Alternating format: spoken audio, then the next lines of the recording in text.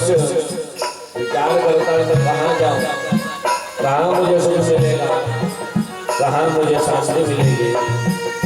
तब ये मन जब अधिक बेचैन हो जाए, कुछ भी सूझे नहीं, उस समय क्या करना चाहिए व्यक्ति को?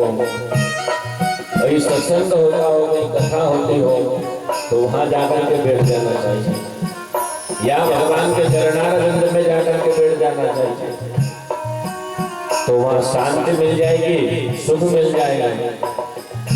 यह विनती है पल पल छिन छिन ध्यान तुम्हारे चरणों में। यह विनती है पल पल ध्यान तुम्हारे चरणों में। मिलता है सच्चा सुख केवल यदि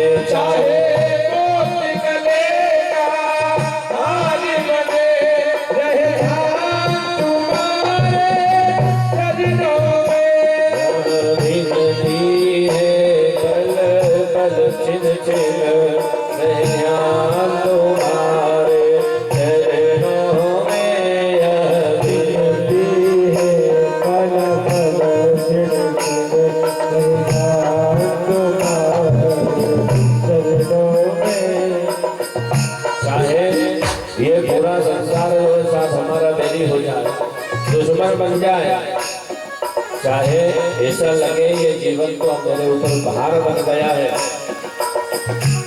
अब तो मुझे जगत में रहना ही नहीं चाहिए, तो उस समय कोई ऊटपटांग हरकत मत कर लेना साहब, जाकर के भगवान के चरणारविंद में बैठ जाना और भगवान को कह देना है गोविंद मैं तो तेरी शरण में आ गया हूँ।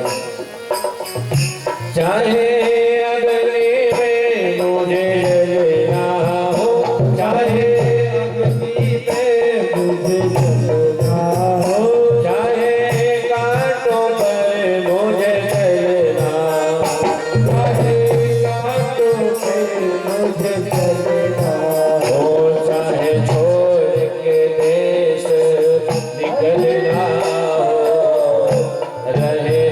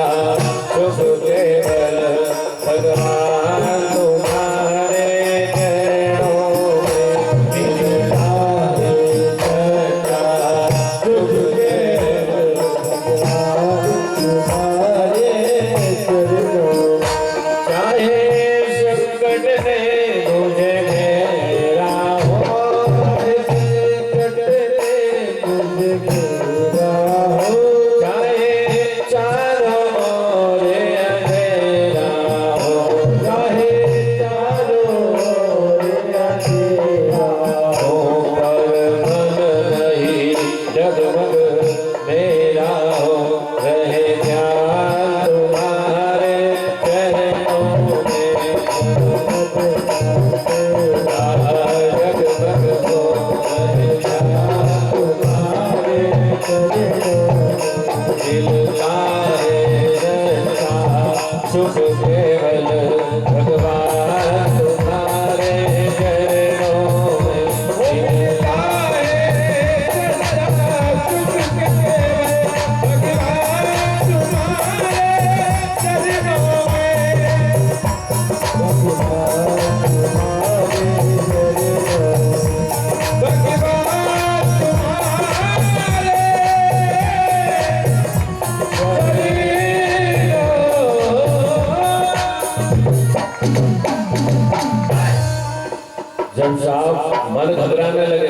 लगाने लगे। कोई व्यक्ति सुनता नहीं है हमारी कुछ भी। तो उस समय करना क्या चाहिए? बोले अब तो भगवान के चरणारविंद में जाकर के बैठ जाओ, और भगवान के जब चरणारविंद में जाकर के बैठ जाओगे तो परमात्मा निश्चित जो आपके मन में दुख है उसे आपको सहन करने की शक्ति देगा, आपको शांति मिलेगी भगवान के चरणारविंद में। जिसके साथ भी ऐसे कृत्य हुए हैं,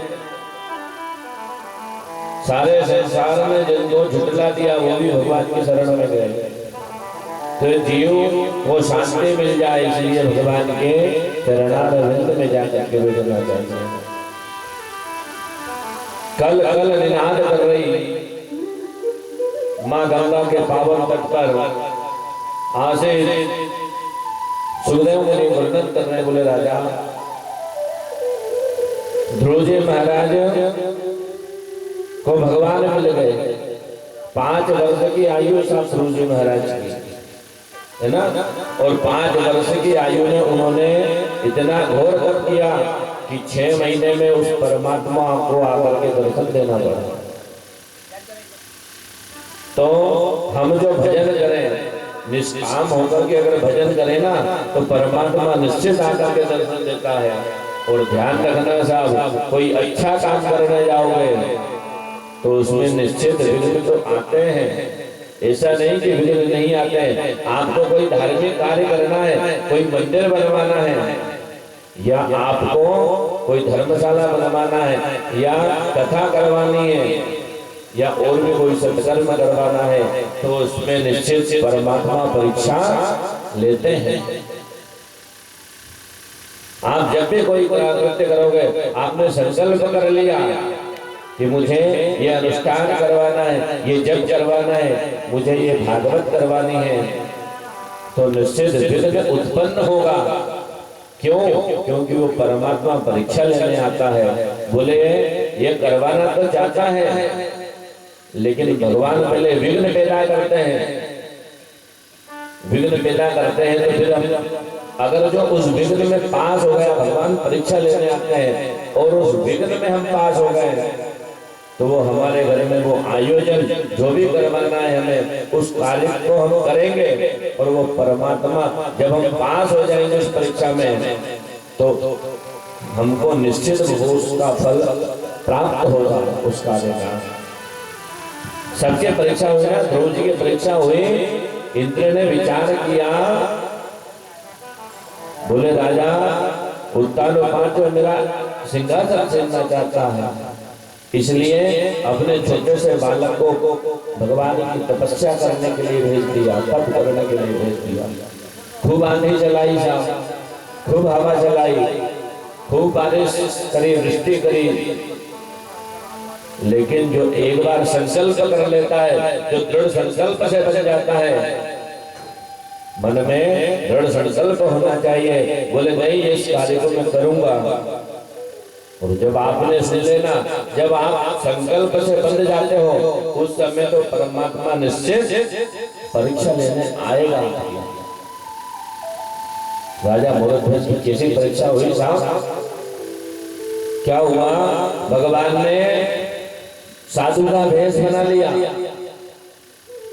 अर्जुन के साथ में साधु का भेष बना करके, और राजा मूर्धध्वज के पास गए। बोले राजा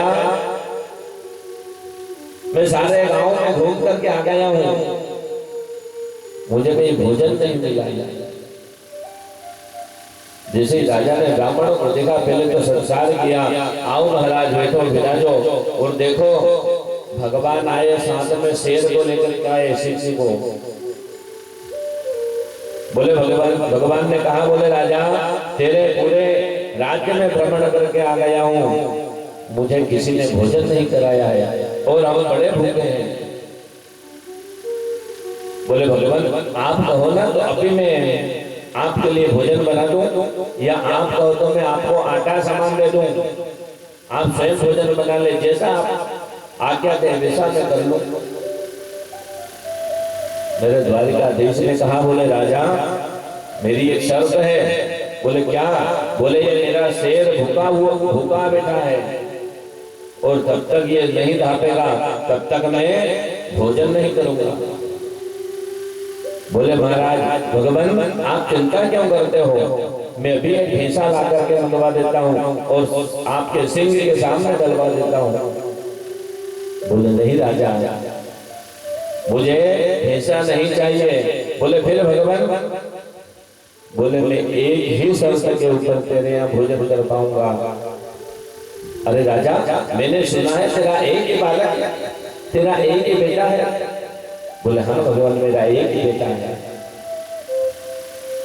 बोले राजा तू अपने पुत्र को आरे से चीर कर मेरे शेर के सामने डालेगा। जब मेरा शेर ढाब जाएगा, जब मेरा शेर जो मेरे पुत्र को खा जाएगा, तृप्त हो जाएगा, उसके बाद मैं भोजन करूंगा तेरे। राजा विचार करने लगा, बोले ये ब्राह्मण देवता क्या बोल रहे हैं। फिर भी धैर्य रखा और सबसे रहते बोले राजा सुन लेना, दोनों राजा रानी को पुत्र के ऊपर आरा जलाना पड़ेगा, आरे से चीर करके और फिर मेरे सिंह के सामने, सिर के सामने डालना पड़ेगा। और एक और शर्त है राजा, बोले आरा चलाते समय आंखों से आंसू नहीं आना चाहिए। अगर एक भी आंसू आ गया राजा तो मेरा शेर जो है भोजन नहीं करेगा और तेरे यहाँ से ब्राह्मण भूखा चला जाएगा। आज परमात्मा जो है राजा की परीक्षा लेने, गोरखध्वज की परीक्षा लेने आ गए। वैकुंठ में बैठे हुए भगवती महालक्ष्मी कहने लगी, बोले गोविंद आप ये क्या करने चले गए, कैसे परीक्षा ले रहे हैं अपने भक्त की। ये पृथ्वी कंपायमान हो गई साहब। बोले गोविंद आज आप ये क्या करने चले गए। राजा भगवान ने राजा की परीक्षा ली और राजा दौड़ करके गया अपनी रानी के पास में और रानी से कहने लगा, बोले रानी आज तो हमारे घर में भगवान आए हैं और भगवान ने कहा है आज लगता है साक्षात परब्रह्म परमात्मा मेरी परीक्षा लेने के लिए आए हैं। बोले राजा क्या परीक्षा लेना चाहते हैं।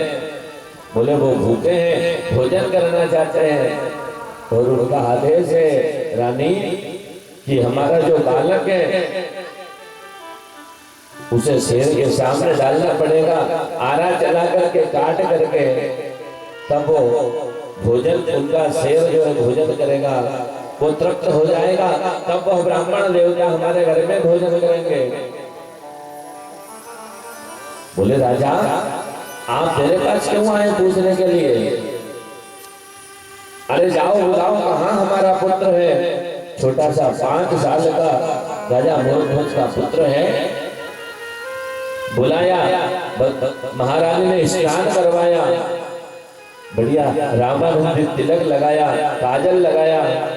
साहब इतना सुंदर वो बालक, घुघरा के खुले हुए बाल है उसके, मोटे मोटे गाल, इतना सुंदर बालक। और आज देखो परमात्मा परीक्षा लेने आ गए, तिलक लगा करके खड़ा कर दिया और राजा रानी के हाथ में आरा दे दिया साहब। और आरा बोल दिया, बोले चलाओ इसके ऊपर आरा। ये ब्रह्मांड कांपने लगा। बोले गोविंद आप ये क्या परीक्षा लेने चले गए हो आप। ये पृथ्वी डोलने लगी साहब, समुद्र में हिलोर आने लगी।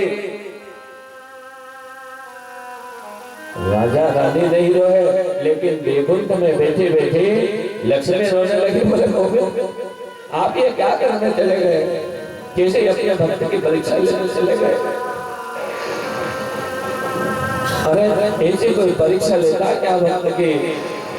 साहब राजा रानी दोनों अपने पुत्र के ऊपर आरा चलाने लगे। ओम नमो भगवते वासुदेवाय, ओम नमो भगवते वासुदेवाय करते हुए अपने पुत्र को आरे से चीर लिया। साहब राजा रानी नहीं रोए, पुत्र के ऊपर आरा चलाते समय लक्ष्मी रोने लगी, साक्षात जो भगवान नारायण है वो रोने लगे, बोले अरे तूने ब्राह्मण के लिए अपने पुत्र का बलिदान कर दिया राजा। और जैसे ही उसको काटा और काट करके शेर के सामने डाल दिया, बोले गोविंद अपने सिंह से कहो कि भोजन करे। बोले अब तो आप मेरे घर भोजन करोगे। तब उन ब्राह्मणों के लिए भोजन बनाया, भोजन किया। भोजन जब परोसा ना तो बोले राजा 2 नहीं 3 थाली लगाओ। बोले 3 थाली क्यों? बोले तुम लगाओ तो सही। जैसे ही 3 थाली लगाई गई और आवाज दे उस पुत्र को, पुत्र आया भोजन करने लगा। राजा बोले आपने ऐसी परीक्षा क्यों ली मेरी? भगवान कहने लगे, बोले राजा तुझे क्या चाहिए? स्वर्ग लोक चाहिए, वैकुंठ का लोक चाहिए, जो तुझे चाहिए वो मैं तुझे दे दूं।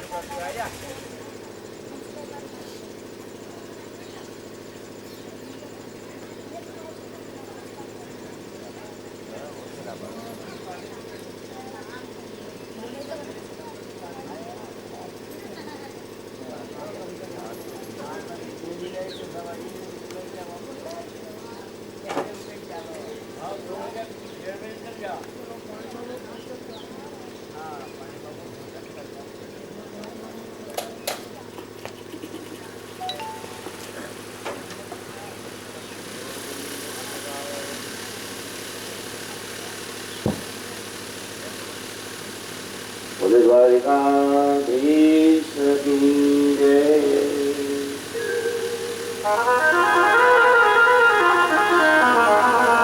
भगवान कहने लगे, चतुर्भुज रूप में भगवान ने दर्शन दिए। भगवान ने कहा, बोले राजा तेरे शरीर को ऐसा बना दूं कि तू हमेशा अजर अमर रहे, कभी तुझे बुढ़ापा नहीं आए।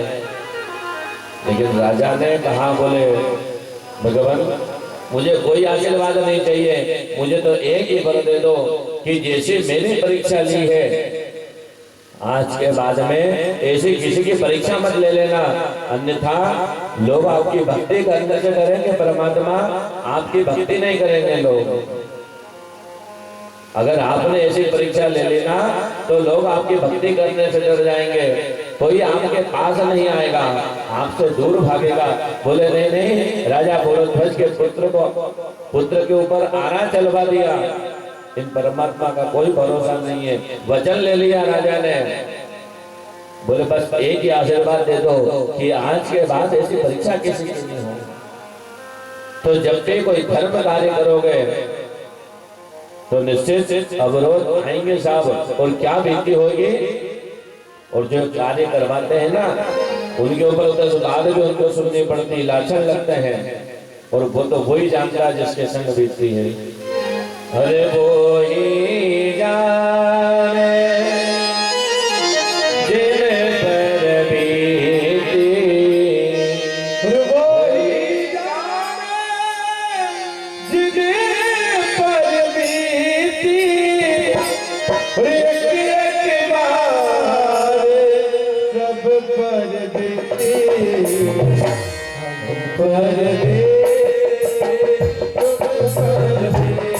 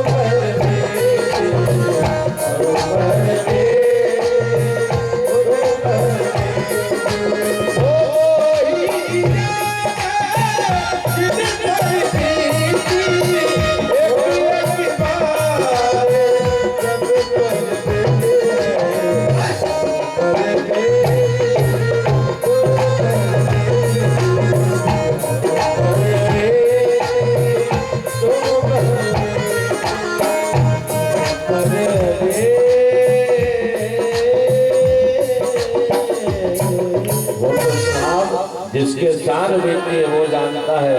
बोले घर हम चला रहे हैं, हम जानते हैं हम किस प्रकार से घर चला रहे हैं। बोलते हैं ना, कई लोग बोलते हैं साहब को तो हम जानते हैं कि हम घर किस प्रकार से चला रहे हैं, आप क्या जानो।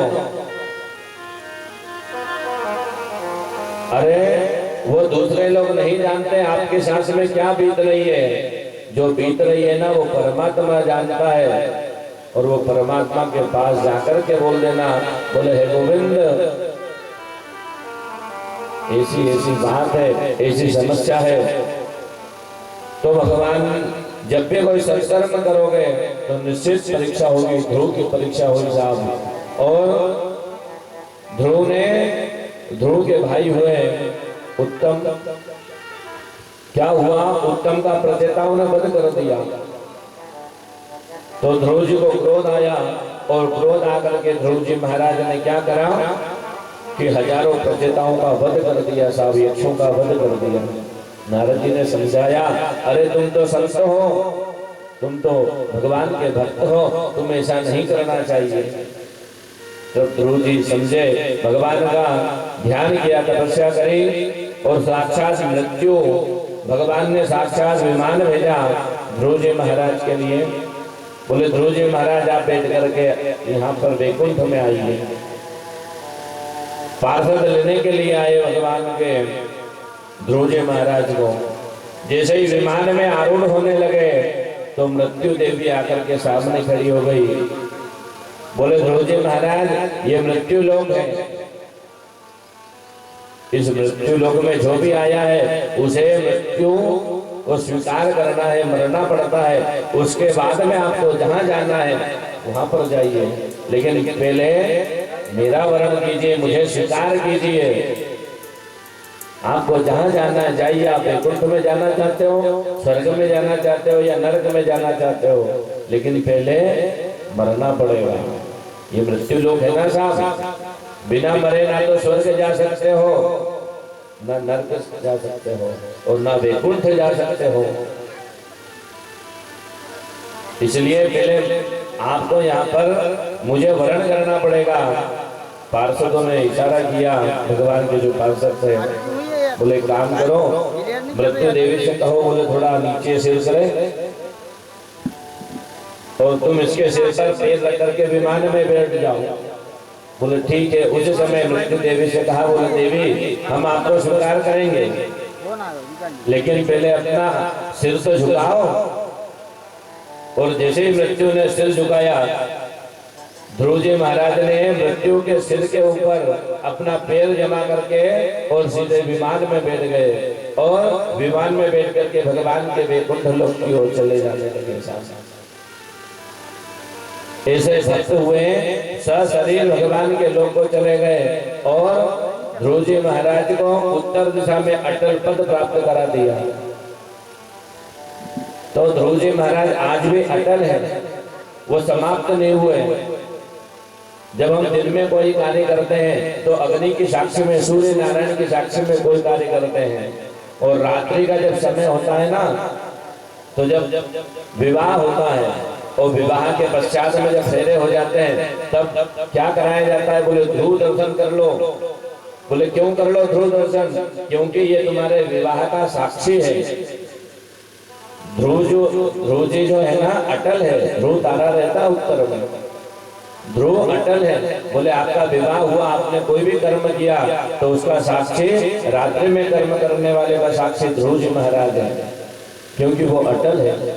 इसलिए विवाह के पश्चात कहते हैं भैया ध्रुव दर्शन करवाओ, ध्रुव तारा दर्शन करवाओ। कई लोग तो भूल जाते हैं, भूल भी जाते हैं, तो माताएं याद दिला देती है साहब। बोले पंडित जी साहब ध्रुव तारों तो दिखाई रहे। और देखो विवाह में जो है ना माताओं को ज्यादा याद रहता है। पंडित जी गणेश पूजन यूं नहीं हो, यूं हो। अरे भाई बहुत करवाती, नहीं पंडित जी को यूं ही हो गए, भली ना करवाती हो। और ये जाट समाज का विवाह करवाना बहुत बड़ी बात है साहब। कई जगह चाहे आप सही करवा रहे हो, लेकिन माताएं जाकर तो नहीं पंडित जी यूं ही हो, ठाक गलत करवा रहा है। चाहे बेचारे पंडित जी गलत सही करवा रहे हो, उनकी माननी पड़ेगी, माताओं की माननी पड़ती। विवाह में जाकर के बैठो, विवाह करवाओ, तो जब तक दो चार भाई अगर आपस में माताएं बैठी रहती है, कुछ ना कुछ गलती वो इसलिए बैठती है कि पंडित जी कहीं गलती करे और गलती बता। बोले पंडित जी यूं तो करियो ही नहीं था।